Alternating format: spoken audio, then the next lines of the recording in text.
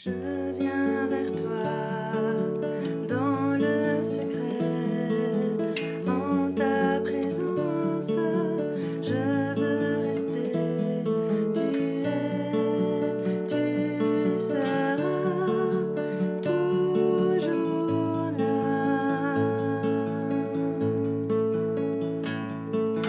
Tout contre toi, près de ton cœur, je peux entendre ta voix, Seigneur. Tu seras toujours là. Ébloui devant toi, éternel,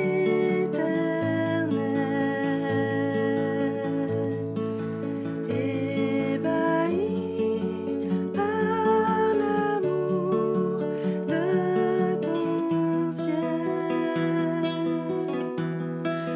Je suis là à tes pieds, je viens t'adorer, je désire habiter près de toi.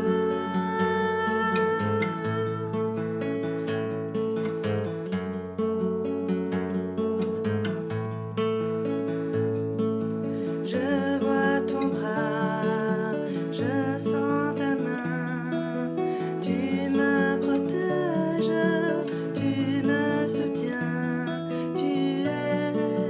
tu seras toujours là. Ébloui devant toi, éternel, ébahi par l'amour de ton ciel. Je suis là à tes pieds, je viens t'adorer, je désire habiter près de toi.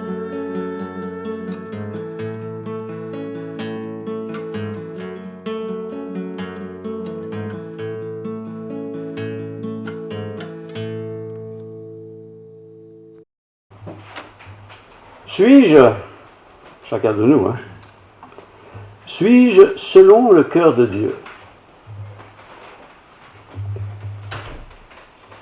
Suis-je selon le cœur de Dieu? Est-ce que ce que je fais est selon le cœur de Dieu? Beaucoup diront, mais qui peut l'être? Nous sommes tellement petits, modestes, fragiles. Qui peut être selon le cœur de Dieu? Pourtant, il est écrit dans l'Écriture ceci, pour ceux qui en doutent. J'ai trouvé un homme selon mon cœur. Un homme, c'est un homme en l'occurrence, ça peut être une femme. J'ai trouvé un homme selon mon cœur qui accomplira toutes mes volontés. Je vais développer ce verset, mais quand on lit ce verset et qu'on l'entend, on se dit, bah ouais, c'est raté pour moi, quoi. Comment puis-je, moi, accomplir toutes les volontés de Dieu? Et qui suis-je pour avoir cette capacité d'accomplir les volontés de Dieu? Alors imaginez un instant, nous sommes en l'année 60, après Jésus-Christ, nous sommes à Antioche, très belle ville, et là un prédicateur que nous connaissons bien, mais je vais vous le révéler après, mais je vais d'abord lire ce qui est dit de lui. Paul et ses compagnons, vous avez vu de qui il s'agit, entendu de qui il s'agit, s'étant embarqués à Paphos, se rendirent à Perge en Pamphylie.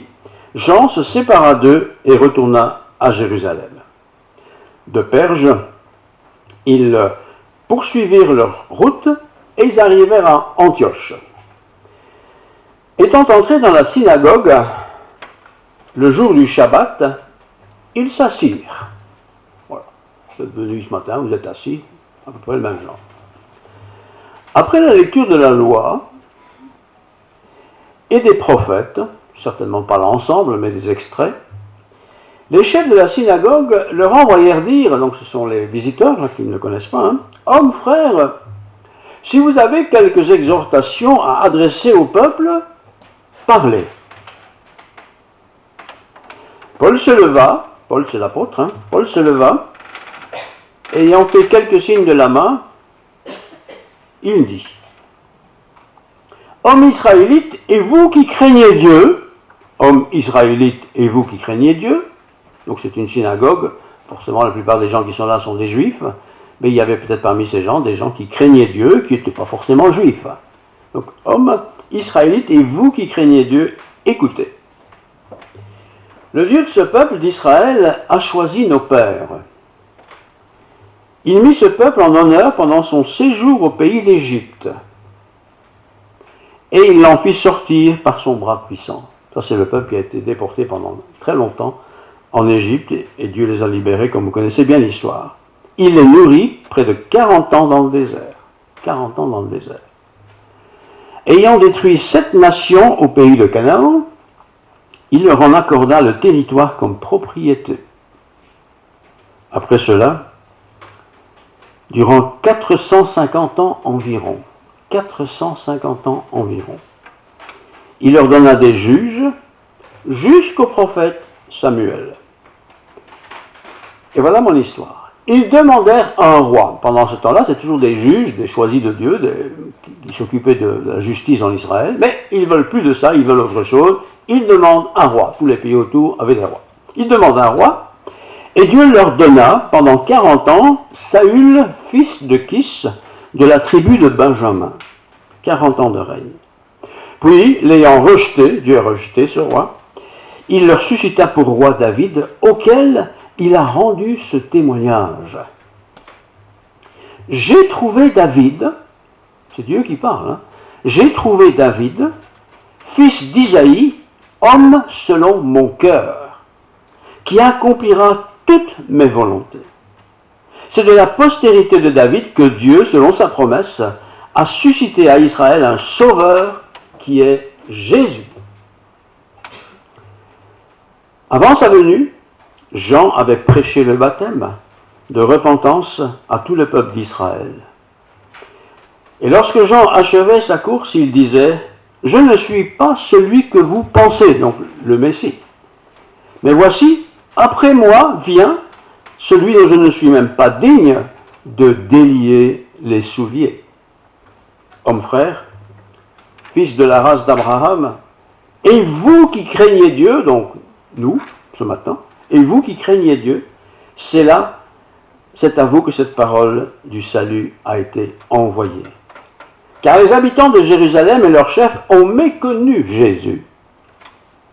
Et en le condamnant, ils ont accompli la parole des prophètes qui se lisent chaque Shabbat. Quoiqu'il n'ait trouvé en lui quoi que ce soit qui mérite la mort, ils ont demandé à Pilate de le faire mourir. Suis-je selon le cœur de Dieu? Nous sommes tous un peu modestes et nous allons tout de suite répondre, bon, pas tout à fait quand même. Je ne peux pas être comme le cœur de Dieu. Je suis un humain, je suis un homme, je suis une femme, je ne suis pas parfait, je fais des bonnes choses, mais quand même dans l'ensemble, je ne suis quand même pas celui que Dieu choisirait. Et pourtant dans le texte, il est dit, acte 13, que Jésus, Dieu, a choisi quelqu'un selon son cœur. Autrefois, il avait choisi Saül. C'est Dieu qui a choisi Saül, via son prophète. Saül était quelqu'un, humainement parlant, de très bien. Un bon garçon, il était même beau, dit le texte. Il était grand, très grand, ça se voyait, et il était bien. Tout le monde d'ailleurs aurait voté pour lui. Et il a été élu. Et très vite avec lui, le déclin spirituel du peuple d'Israël s'est fait ressentir. Pourquoi? Parce qu'il a introduit en Israël, pas lui vraiment, mais il a laissé introduire en Israël toutes sortes de pratiques qui n'étaient pas celles recommandées par Dieu. Bien sûr, leurs filles épousèrent des étrangères, les garçons épousèrent des filles étrangères, bref, c'était un peu la pagaille. On avait un peu oublié tout ce qui s'était passé autrefois à l'époque de Moïse, ça va vite, hein, on oublie vite. Et ce peuple, petit à petit, voilà, s'est mélangé, s'est diversifié, s'est laissé imprégner par des autres traditions, des autres cultes. Saül était le responsable. Il était en même temps que roi, il était aussi celui qui devait veiller à ce que la parole du Dieu soit annoncée, proclamée et bien sûr servie. Dieu pourtant, en choisissant Saül, voulait un homme capable, il l'était, puisque Dieu l'a choisi, mais incapable qui sache volontairement laisser le Seigneur guider son cœur et par là même guider le peuple. Situation, dans le fond, qui n'a pas beaucoup changé de nos jours. Dieu aime les humains. Il aime ces créatures. Qui que nous soyons, Dieu nous aime. Mais Dieu veut aussi que nous écoutions ce qu'il a à nous dire. Où trouver un homme vaillant, mais humble? Où trouver un homme qui soit serviable, mais non orgueilleux? Où trouver un homme, dans le fond, on pourrait dire une femme aussi, mais ici on parle des hommes, où trouver un homme qui puisse être le guide, et un guide fidèle? Un guide surtout qui ne s'occupe pas de lui d'abord, mais qui s'occupe de l'honneur de Dieu. Voilà le sujet que j'aimerais partager avec vous ce matin. Il a été choisi par Dieu, oui, mais en fait c'est le peuple qui a choisi Saül. C'est le peuple qui a voulu cet homme. C'est le peuple qui a voulu que ce guide le peuple. Mais c'est vrai qu'il était remarquable. D'abord, il était très grand, il dépassait tout le monde d'une tête, donc ça devait être un grand personnage. Il était engagé, il était fils d'une famille très, très honnête, très droite, très, très juste. Bref, celui qu'on aurait peut-être choisi aussi. Mais au cours de son parcours, alors qu'il était roi, il avait beaucoup de pouvoir, il avait beaucoup de droits, il avait beaucoup de choses. Il s'est laissé monter la tête par sa propre vanité, au point que Dieu a dû le rejeter. Un petit flashback quand même, c'est que Dieu n'a pas montré du doigt là-bas, toi tu es là-bas, tu vas devenir le roi. Non, le peuple a pu réfléchir, le peuple a pu partager. Dieu ne parle pas comme ça n'importe comment, il met au cœur des uns et des autres sa volonté. Mais le peuple a choisi cet homme-là parce qu'il était grand, et qu'il était beau, et qu'il était sympathique, il parlait toutes les langues du monde, je ne sais pas, hein. Il a été choisi, quoi. Mais Dieu ne l'aurait pas choisi. Mais quand même, le peuple a choisi. Et Dieu a écouté. Dieu ne choisit pas selon l'apparence, vous le savez ça. Et Dieu va se choisir un roi qui soit un bon berger. Il va se choisir quelqu'un selon son cœur, le cœur de Dieu. Il faut se rappeler peut-être, ou le découvrir, que le premier roi que le monde d'alors, il y a longtemps, avait choisi, s'appelait Nimrod. C'était un roi qui, de sa nature, était chasseur, il chassait beaucoup, il avait l'habitude de courir après le gibier, de le tuer, de le rapporter à la maison, j'imagine. Il traquait le gibier, il poursuivait le gibier, il aimait ça, et de temps en temps, bien sûr, il en exécutait un, il était mis à mort. Dieu, par contre, ne traque pas le gibier. Dieu choisit la brebis. Une brebis, c'est tout l'opposé d'un animal sauvage. C'est un animal qui est docile. C'est un animal qui est beau, qui est sympathique, qui est intéressant à avoir chez soi. Et cette image, bien sûr, s'adresse aussi aux humains. Dieu pourrait choisir, je ne sais pas, un grand rédempteur de ce monde, de notre époque, pour qu'il se convertisse et qu'il devienne un bon roi, un bon chef, un bon président. Non, il se choisit toujours des gens humbles. Peut-être des gens parmi nous ce matin. Des gens en tout cas qui sont prêts à prendre le temps qu'ils ont pour paître le troupeau. Et ici, bien sûr, je fais allusion à l'Église. Qui dirige l'Église aujourd'hui? Je ne parle pas d'une Église locale, je parle de l'Église en général. Ce sont des hommes très cultivés, parlent 36 langues, ils sont grands, ils sont beaux, ils sont, enfin, tout ce qu'on veut, quoi. Et ils dirigent l'Église. Ou bien Dieu va-t-il choisir quelqu'un qui est peut-être vous, moi, simplement, des gens de la vie, mais honnête et droit, sérieux et sincère, qui est mon Dieu. Qui est mon Dieu. Les gens mauvais ne conduisent pas le peuple près des eaux tranquilles.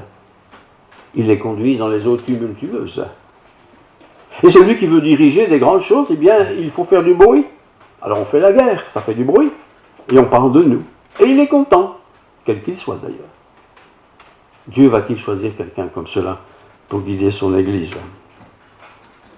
Il peut aussi, bien sûr, que nous nous sentions, alors que nous sommes des vrais croyants, que nous nous sentions un peu rejetés.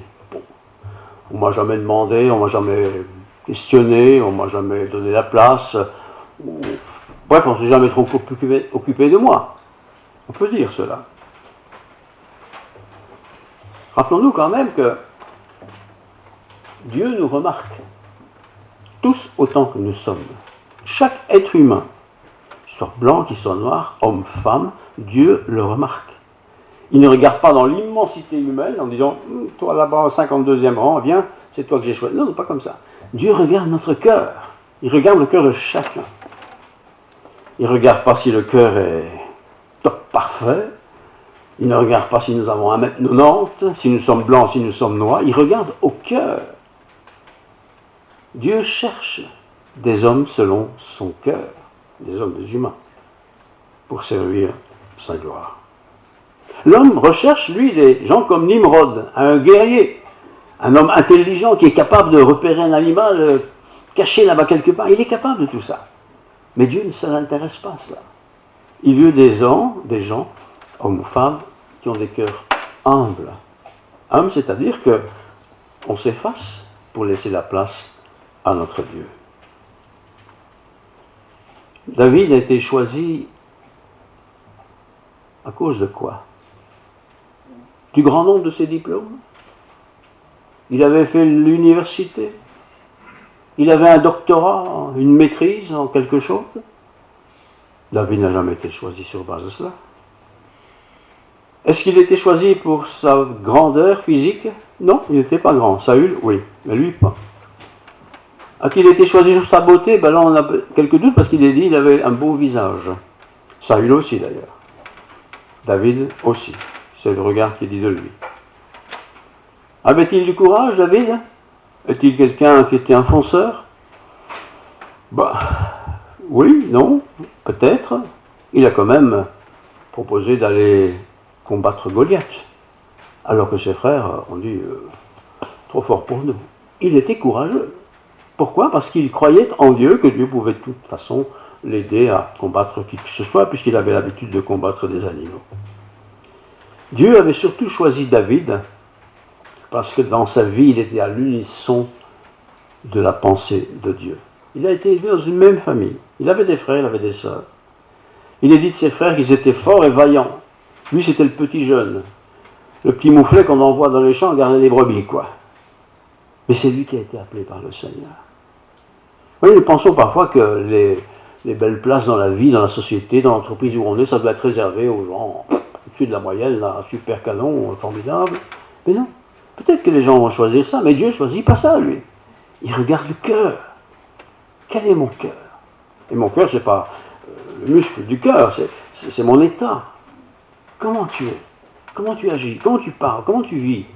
Qu'est-ce que tu fais de ta vie? Quelles sont tes perspectives? Alors, il est dit de David aussi qu'il était jeune. Nous, on ne prend pas des jeunes, parce que les jeunes, ils ne savent rien faire, ils se trompent tout le temps, ils sont toujours à côté de la plaque. On va prendre des gens avec une certaine expérience de la vie. 50 ans minimum, ou 60, quoi, ou 70. Donc vous imaginez le cours du chemin, pour certains. Mais David était jeune. D'abord, il était tellement jeune qu'il n'était même pas invité aux festivités de la maison. C'était le petit qui était occupé de garder les animaux, quoi. Pourtant, c'est lui qui a été choisi par Dieu. Eh bien, c'est nous aussi, c'est comme ça.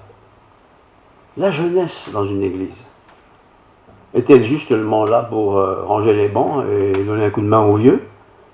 Ou bien, après tout, la jeunesse n'est-elle pas aussi une jeunesse qui peut être choisie par Dieu pour accomplir une tâche particulière.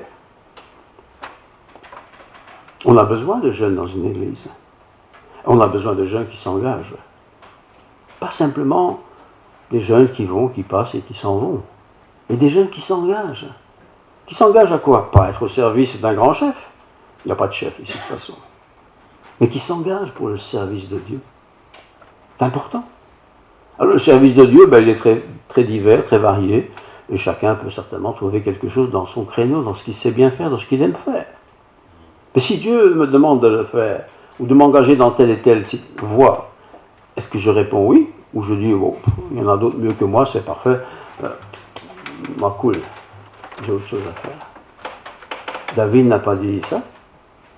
David, il n'a même pas été invité à la réception quand le prophète Samuel est venu. Le petit dans le champ, il joue avec les animaux. Même pas été invité. Parfois aussi, nous ne sommes pas invités parce qu'on ne nous considère pas très importants. Je parle de nous. Chacun de nous peut être invité quelque part à une réception, à un choix, une discussion, et voilà, nous avons notre place, bien entendu. Comment Dieu a-t-il choisi David? Et si vous connaissez l'histoire, vous la connaissez probablement, le prophète est venu, et il dit, je suis venu pour choisir le futur roi d'Israël. J'imagine la fierté du papa, et de la maman. Un enfant de chez nous, mais ça peut être que l'aîné, il est grand, il est fort, il parle 36 langues, il est sportif, enfin je sais pas, toutes les qualités qu'on peut trouver pour quelqu'un, quoi. C'est un peu comme ça qu'on est élu dans la société, vous savez, il n'avait pas le diplôme X ou Z, aucune chance, quoi. Et pourtant, il y a peut-être des gens qui n'ont pas des diplômes, super diplômes, et qui seraient bien compétents pour faire beaucoup de choses. Dieu regarde au cœur. Et David était un homme selon le cœur de Dieu. Saül n'a pas été choisi par Dieu, c'est le peuple qui l'a choisi. Mais Dieu a accepté qu'il choisisse Saül, c'était le roi quelque part. Et Saül a fait des bonnes choses, mais qui ont très vite basculé vers les mauvaises choses. Lisez son histoire, c'est assez passionnant. Alors je me pose la question, quelle est ma place dans le royaume de Dieu? Ouh, pasteur, là tu vas trop loin. Je ne savais même pas qu'il y avait une place prévue pour moi. Mais s'il y a une place pour chacun de nous, qu'on soit un homme, une femme, qu'on soit jeune, plus âgé, qu'importe, nous avons une place. Et Dieu nous a donné des dons, il ne va pas nous les envoyer par la poste, mais il nous a donné des dons qui sont peut-être naturels, qui sont peut-être surnaturels, pour que ces dons soient utilisés pour la gloire du Seigneur. Ils ne seront peut-être pas utilisés pour la gloire des hommes, parce que les hommes ne vont pas apprécier ce genre de capacité, ça ne les intéresse pas. Mais Dieu, qui regarde au cœur, et lui voit bien, pas besoin de stéthoscope, il n'y a pas besoin de lunettes spéciales pour voir comment est mon cœur. Il sait comment je suis. Peut-être qu'humainement, j'ai aucune chance. Mais pour Dieu, j'ai peut-être été choisi par lui. Alors, dans une église, la jeunesse est très importante. Pas parce que s'il y a de la jeunesse, ça baisse la moyenne des gens, la moyenne d'âge des gens. Mais la jeunesse est importante. Pourquoi? Parce que d'abord, la jeunesse, c'est une autre génération, avec de nouvelles perspectives, de nouvelles informations, une autre éducation dans la société.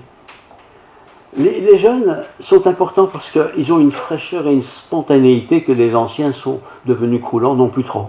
On est toujours sur les mêmes machins il y a 25 ans, quoi. Vous voyez? Les jeunes. David a été choisi, c'était le plus jeune de la famille. On n'aurait jamais choisi David, humainement parlant. Mais Dieu l'a choisi. D'abord, il n'était même pas invité à cette réception. Il va garder les bébêtes. Surtout que personne ne vienne tuer nos bêtes. C'était ça son travail. Mais il a été choisi par Dieu. Le prophète voulait le recevoir et loindre pour son service. Alors, bien sûr, certains diront, oui, mais d'accord, mais moi je suis une femme. Les femmes n'ont pas grand-chose à dire dans l'église, tout le monde sait ça. En théorie, on sait ça. Mais Dieu a créé l'homme et la femme. Il n'a pas dit à la femme, je te crée, mais tu n'as rien à dire, tais-toi. Non, mais il y a des rôles qu'il faut respecter. Nous respectons ces rôles aussi. Mais Dieu a choisi la femme aussi dans l'église, ainsi que l'homme, bien entendu. Quel est le jour, depuis que vous êtes enfant de Dieu, quel est le jour dans votre existence, depuis que vous êtes enfant de Dieu, où vous avez eu l'impression que Dieu vous demandait quelque chose? C'est peut-être une impression, Ou c'est peut-être quelque chose que vous avez lu, entendu, et dit oui, c'est ça. André Dieu me parle, mais non, c'est pas possible, moi je suis rien, je suis bon à rien. On ne dit pas exactement ça, mais enfin, pas moi en tout cas. Et pourtant, Dieu a choisi David. Il était prévu que Samuel vienne oindre quelqu'un pour le royaume de Dieu. Il était prévu.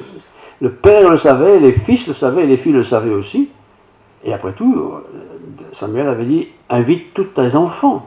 Il aurait forcément dû inviter David aussi, même si c'était le petit qui était loin occupé de s'occuper des animaux. Mais il n'a pas été invité, parce que les hommes sont comme ça, les hommes et les humains.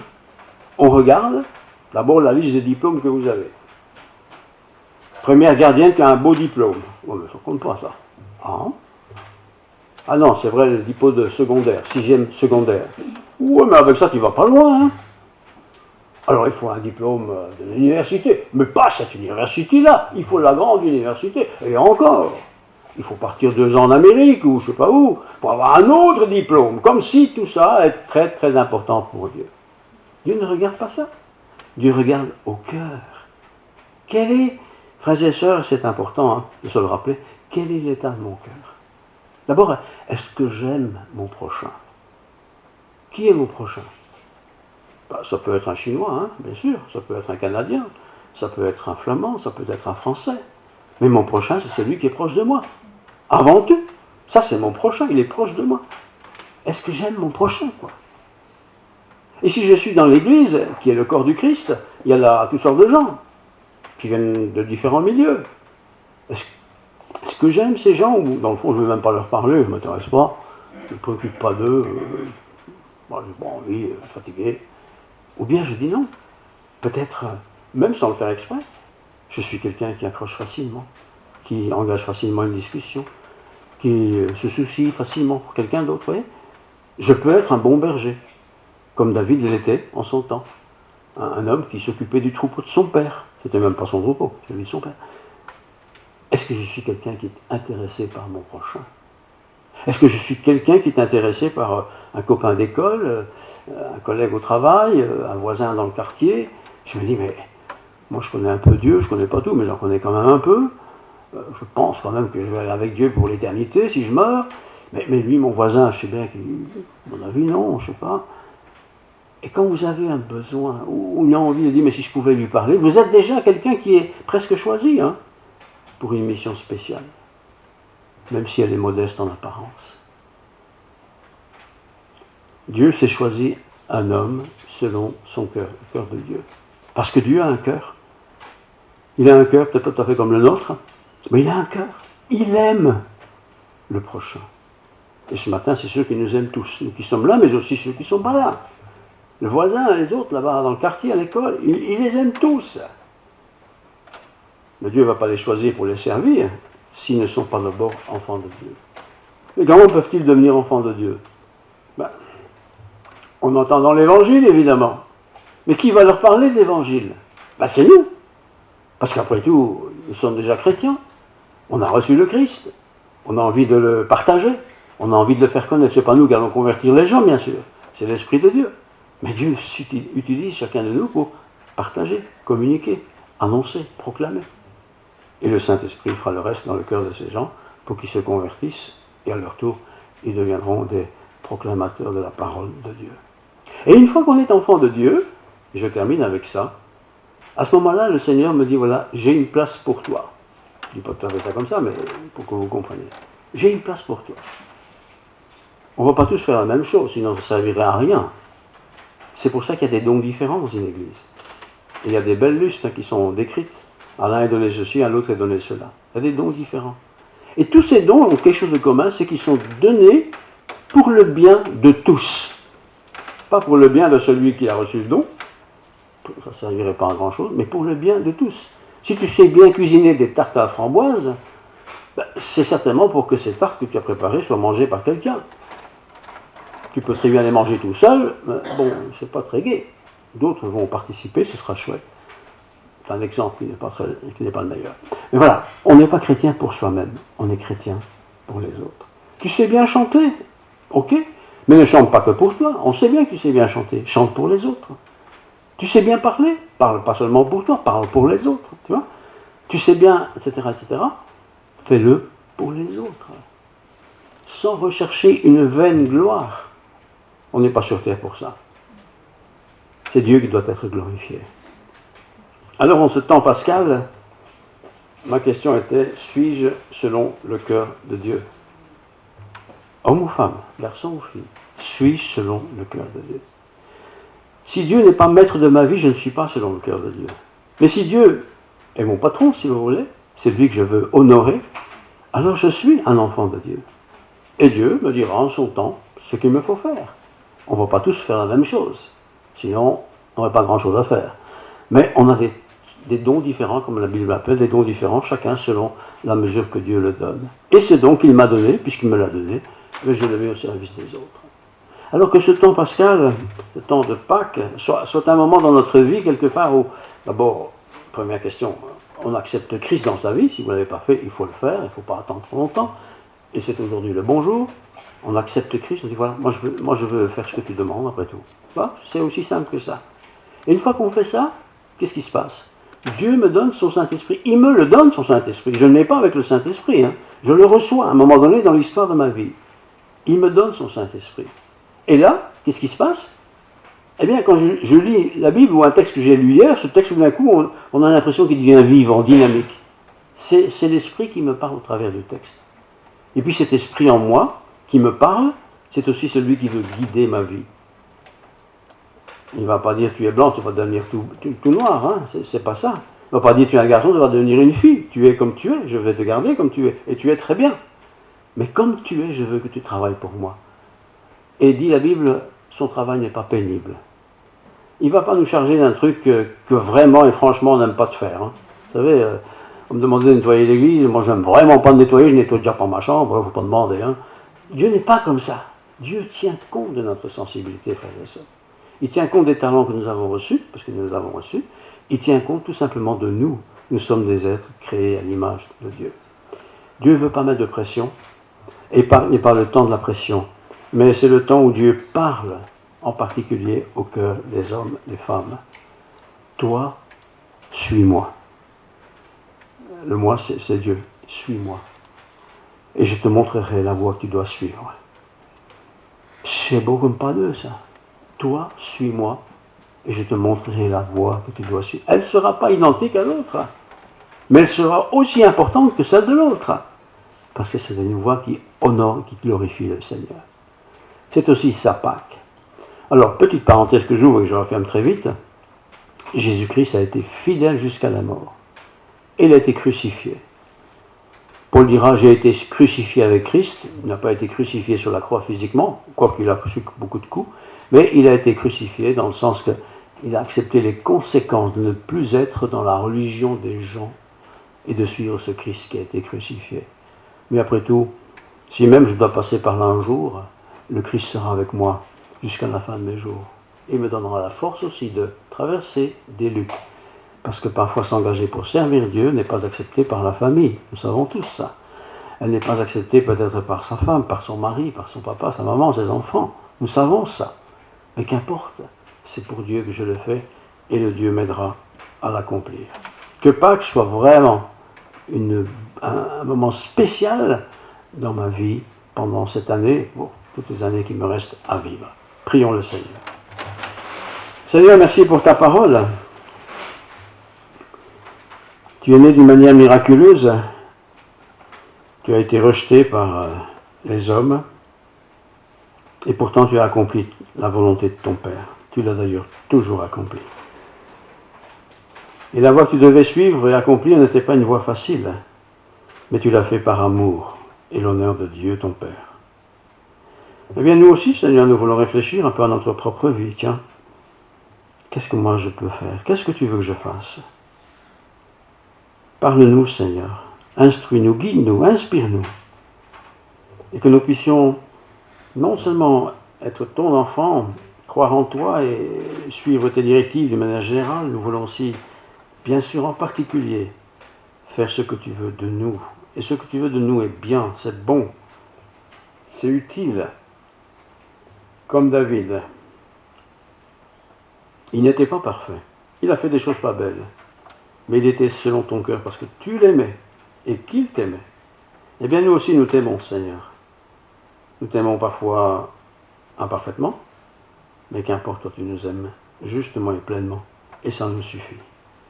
Que la grâce de Dieu, la paix du Christ Jésus, la plénitude de l'Esprit Saint soit sur nous tous.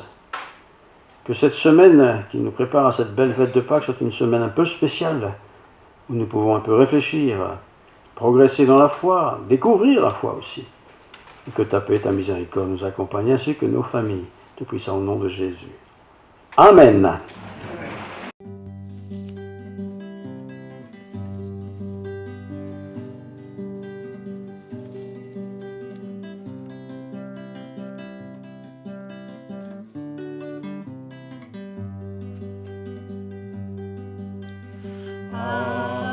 Alléluia.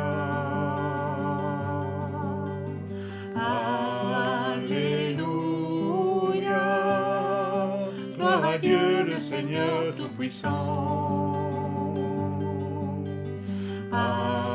Alléluia.